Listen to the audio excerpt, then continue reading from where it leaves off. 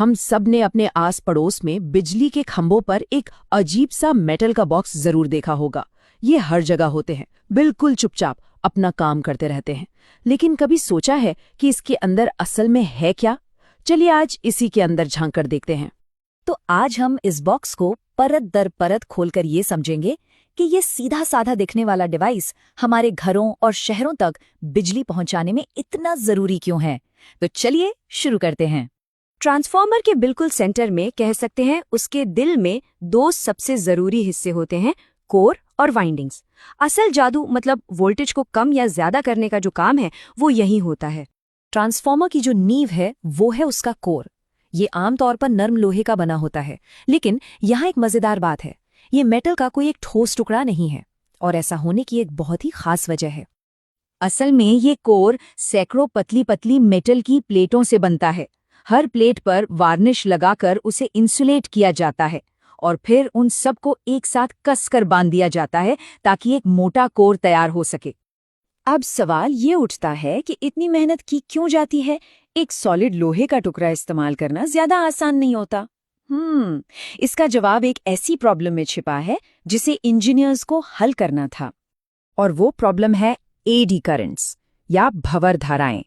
ये वो अनचाही करंट्स हैं जो कोर के अंदर ही गोल गोल घूमने लगती हैं, जिससे बहुत ज्यादा गर्मी पैदा होती है और एनर्जी बर्बाद होती है। तो इन पतली इंसुलेटेड प्लेट्स का इस्तेमाल करके इन करंट्स के रास्ते को तोड़ दिया जाता है, जिससे वो बहुत कमजोर पड़ जाती हैं। है ना कमाल का, मगर सिंपल सा सल्यूशन। अच्छा, अब इस कोर के चारों ओर तांबे के तार की दो कॉइल्स लपेटी जाती हैं, जिन्हें वाइंडिंग्स कहते हैं। एक होती है प्राइमरी और दूसरी सेकेंडरी। ये दोनों एक दूसरे को छूती नहीं हैं, ये सिर्फ कोर के मैग्नेटिक फील्ड के जरिए एक दूसरे से जुड़ी होती हैं। ट्रांसफॉर्मर चलते चलते बहुत गर्मी पैदा करते हैं, और अगर इस गर्मी को ठीक से मैनेज ना किया जाए तो नतीजा बहुत खतरनाक हो सकता है। तो चलिए अब देखते हैं कि ये मशीन खुद को ठंडा कैसे रखती है। ये जो पूरा कोर और वाइंडिंग का सिस्टम है, इसे एक बड़े सीलबंद स्टील टैंक में रखा जाता है। इसे मेन टैंक कहते हैं, और ये टैंक एक खास तरह के मिनरल ऑयल से लबालब भरा होता है। ये तेल न सिर्फ इसे ठंडा रखता है, बल्कि एक इंसुलेटर की तरह भी काम करता है। लेकिन यहाँ एक दिक्कत है, जब तेल गर्म होता है तो वो फैलता है, बिल्कुल वैसे ही जैसे पतीले में दूध उबलने पर फैलता है। अब सोचिए, अगर ये तेल एक पूरी तरह से सील बंद टैंक में है तो बढ़ते प्रेशर की वजह से ट्रांसफॉर्मर एक बम की तरह फट सकता है।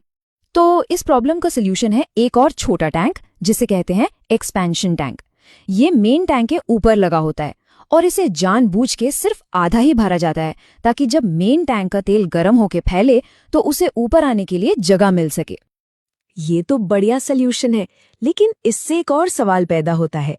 जब ट्रांसफॉर्मर ठंडा होता है तो तेल सिकुड़ता है और एक्सपेंशन टैंक में खाली जगह को भरने के लिए बाहर से हवा अंदर आती है।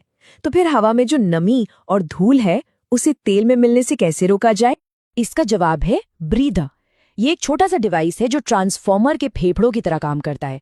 जब ट्रांसफॉर्मर सांस लेता है, यानी हवा अंदर खींचता है, तो ये हवा पहले ब्रीदर से होकर गुजरती है। इस ब्रीदर के अंदर दो चीजें होती हैं। एक सिलिका जेल के क्रिस्टल्स जो हवा की सारी नमी सोख लेते हैं, और दूसरा उसके नीचे एक छोटा सा तेल का कप होता है जो धूल के कणों को फंसा लेता है। इस तरह सिर्फ साफ और सूखी हवा ही तेल तक पहुंच पाती है।